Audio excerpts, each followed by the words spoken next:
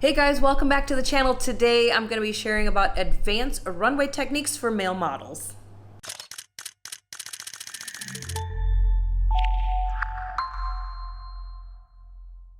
Okay guys, Allie here with NGM Modeling, and today I'm discussing more what to do at the midpoint of the runway during a fashion show. So one of the things that you can do is, once you get to that midway point, is to use any accessories that you may be wearing at that midpoint. Whether you're wearing a watch or a jacket or a scarf, you can use any of those things and just kind of play with those in that midpoint and just, you know, accentuate them and show them.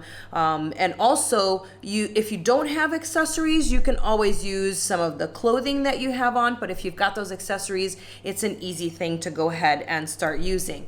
The next thing that you can do at the midpoint is to really engage with the audience at that point. That's kind of a fun place of the runway because you're a little bit more serious by the time you get to the end of the runway. That midpoint is where you really want to be a little bit more playful, and that's why it's nice to go ahead and use those accessories like I just mentioned.